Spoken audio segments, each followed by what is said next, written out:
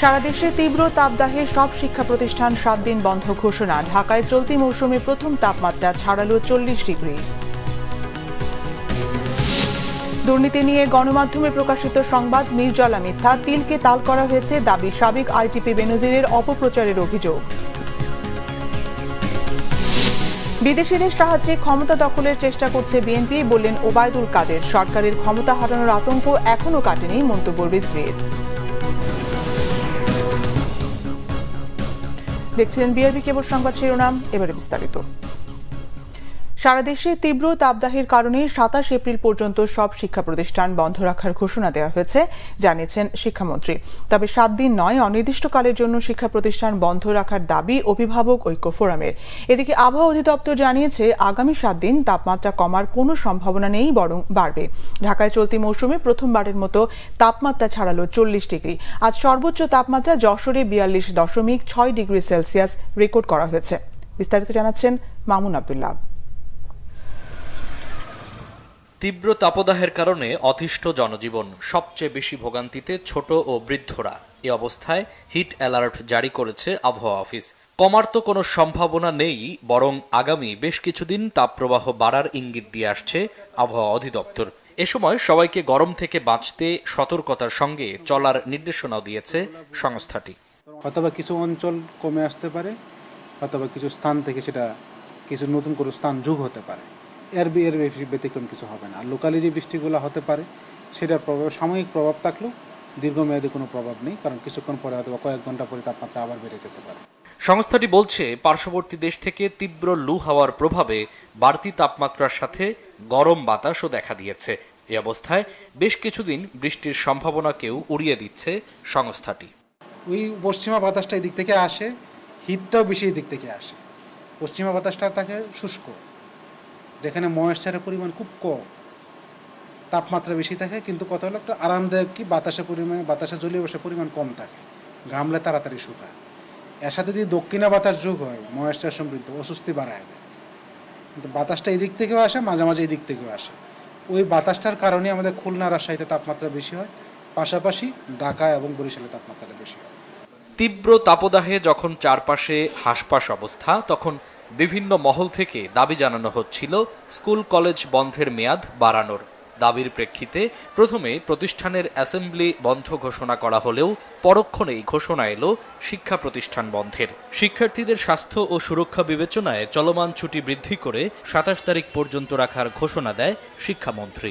আমরা আমাদের স্বাস্থ্য মন্ত্রণালয়ের সাথে পরামর্শক্রমে এবং আবহাওয়া অধিদপ্তরের যে পূর্বাভাস, সেই পূর্বাভাসের আলোকে কয়েকদিনের জন্য, অর্থাৎ এই সপ্তাহে চলমান যে কার্য দিবসগুলো আছে সেগুলোর জন্য বিদ্যালয় সমূহ মাধ্যমিক পর্যায় থেকে, যেহেতু প্রাথমিক শিক্ষা মন্ত্রণালয় আলাদা সিদ্ধান্ত দেবেন, আপাতত সেটা বন্ধ রাখার একটা নির্দেশনা দেওয়া হয়েছে।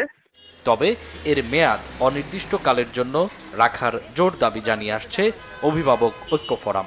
ছোট ছোট ছেলেমেয়েরা তারা কিভাবে স্কুল কলেজে যাবে? তারা তো অজ্ঞান হয়ে পড়ে যাবে, তারা অসুস্থ হয়ে পড়ে যাবে। ইতিমধ্যে এই গরমে অনেক শিশুরা হাসপাতালে ভর্তি হয়েছে। অতএব আমরা চাই এই শিক্ষা প্রতিষ্ঠান অনির্দিষ্টকালের জন্য বন্ধ ঘোষণা করা হোক। তীব্র গরমে প্রয়োজন ছাড়া বাহিরে বের না হওয়ার পরামর্শ দিচ্ছেন বিশেষজ্ঞ চিকিৎসকরা। মামুন আব্দুল্লাহ, বাংলা ভিশন, ঢাকা। নিজের ও তার স্ত্রী সন্তানদের দুর্নীতি নিয়ে কয়েকটি গণমাধ্যমে প্রকাশিত সংবাদ নির্জলা মিথ্যা, অসত্য এবং চরিত্র হরণের কারণে তৈরি করা হয়েছে বলে দাবি করলেন সাবেক আইজিপি বেনজির আহমেদ। নিজের ফেসবুক পেজে একটি ভিডিও আপলোড করে তিনি আরো বলেন, তার বিরুদ্ধে আনা 45টি অভিযোগের 24টি মিথ্যা আর বাকিগুলো তিলকে তাল বানানো হয়েছে। চাকরি জীবনে ঘুষ দুর্নীতিমুক্ত থাকার কারণেই শুদ্ধাচার পুরস্কার পান দাবি করে সাবেক আইজিপি বলেন, এই ভিডিও বার্তায় পাল্টা আক্রমণ বা বিদ্বেষ ছড়ানো তার উদ্দেশ্য নয়। বিস্তারিত জানাচ্ছেন জিয়া খান। ৩৫ বছর পুলিশের চাকরি জীবন, শেষ 14 বছরে দায়িত্ব পালন করেছেন ডিএমপি কমিশনার, র্যাব মহাপরিচালক এবং পুলিশ মহাপরিদর্শক হিসেবে। বলছি ডক্টর বেনজির আহমেদের কথা। আলোচিত পুলিশের সাবেক এই ঊর্ধ্বতন কর্মকর্তা অবসরে যাওয়ার 2 বছর পরে আবারও আলোচনায় আসেন তার কিছু দুর্নীতি নিয়ে করা কয়েকটি গণমাধ্যমের খবরে। সেসবের জবাব দিতে একদিন আগে ঘোষণা দিয়ে শনিবার সকাল 11:30টায় নিজের ভেরিফাইড ফেসবুক পেজে একটি ভিডিও আপলোড করেন বেনজির আহমেদ। এই অবসরকালীন সময়ে আমি স্বেচ্ছাকৃতভাবে পাবলিক লাইফ থেকে দূরে নিরিবিলি জীবনযাপনের চেষ্টা করে আসছি। বলেন তার এবং তার পরিবারের বিরুদ্ধে আনা দুর্নীতির অভিযোগ নির্জলা মিথ্যা। সাম্প্রতি পত্রিকান্তরে আমার এবং আমার পরিবারের বিরুদ্ধে কিছু খুবই আপত্তিজনক ও মানহানিকর অসত্য এবং বিকৃত সংবাদ প্রকাশিত হয়েছে। গোপালগঞ্জে কৃষিজমি সাভানা অ্যাগ্রো প্রজেক্ট এবং বেনজির চক নিয়ে করা দুর্নীতির অভিযোগ মিথ্যা বলে দাবি করেন তিনি। সত্য এই যে সেখানে যে পরিমাণ টাকার জমি কেনা হয়েছে তার থেকে বেশি আমার পরিবারের ব্যাংক এবং অন্যান্য সূত্র থেকে ঋণ, লোন বা দেনা রয়েছে। টাকার উৎস এই বিষয় সংক্রান্ত ট্যাক্স ফাইলে যথাযথভাবে সন্নিবেশিত আছে। আমার স্ত্রীর পরিবার সম্পর্কে অত্যন্ত আপত্তিজনক মন্তব্য করা হয়েছে। তার পিতা বাংলাদেশের একজন পদস্থ সরকারি কর্মকর্তা ছিলেন, তার পরিবারের সদস্যবৃন্দ সমাজে প্রতিষ্ঠিত। প্রকল্প এলাকার নাম বেনজিরের চক হিসেবে প্রতিবেদক দাবি করেছেন। এটিও আসলে প্রতিবেদকের নিজস্ব একটি আবিষ্কার। সোনালী ব্যাংক থেকে বিপুল অঙ্কের লোন নিয়ে বিদেশে পাচার করার অভিযোগ করা হয়েছে। পাচার নয়, লোন নিয়ে আমরা আমাদের গোপালগঞ্জ প্রজেক্টে ইনভেস্ট করেছি, বিনিয়োগ করেছি। পূর্বাচলে 40 কাঠার প্লট, বসুন্ধরা সহ বেশ কিছু ফ্ল্যাটের তথ্য সঠিক নয় বলে দাবি তার। মগবাজার, সিদ্ধেশ্বরী, রমনা আশেপাশে কোথাও আমাদের কোনো ফ্ল্যাট বা এই ধরনের কোনো অ্যাপার্টমেন্ট নাই। আমি আইজি কেন, ডিজি হিসাবে, কমিশনার হিসেবে কোনো মেয়াদেই আমি পূর্বাচলে কোনো প্লট কিনি নাই। মেয়ের বিশ্রামের জন্য 3.5 কোটি টাকার ফ্ল্যাট কিনেছি বলে অভিযোগ করা হয়েছে।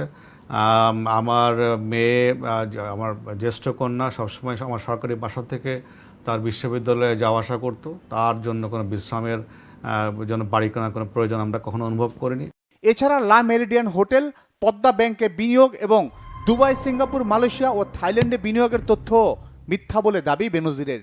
দুবাইতে আমাদের 100 কোটি টাকার কোনো হোটেল ব্যবসা নাই, সঙ্গে সিঙ্গাপুরে আমাদের কোনো সোনার ব্যবসা নাই, এবং থাইল্যান্ড এবং মালয়েশিয়াতেও যে ধরনের গয়ের হোক কথা বলা হয়েছে যে জমি কিনেছি আমরা, এই ধরনের কোনো জমি আমাদের সেখানে নাই।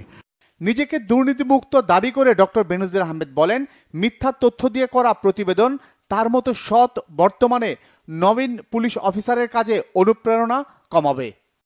আমার অবসরের পরে আমাকে দুর্নীতিবাজ প্রমাণের অপচেষ্টা অত্যন্ত হতাশাব্যঞ্জক। জিয়া খান, বাংলা ভিশন, ঢাকা। আওয়ামী লীগের সাধারণ সম্পাদক ওবায়দুল কাদের বলেছেন, জনগণের দল হিসেবে বিএনপি তার গ্রহণযোগ্যতা হারিয়েছে। এই মুহূর্তে বিদেশিরা যদি কোনোভাবে ক্ষমতা দখলে সাহায্য করতে পারে সে আশায় তাদের কাছে ধর্ণা দিচ্ছে বলেও অভিযোগ তার।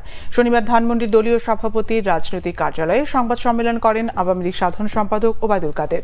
এক প্রশ্নের জবাবে তিনি দাবি করেন, জনগণের কাছে সাড়া না পেয়ে বিএনপি এখন বিদেশিদের কাছে যাচ্ছে, অবিরাম সরকারের বিরুদ্ধে নালিশ করছে।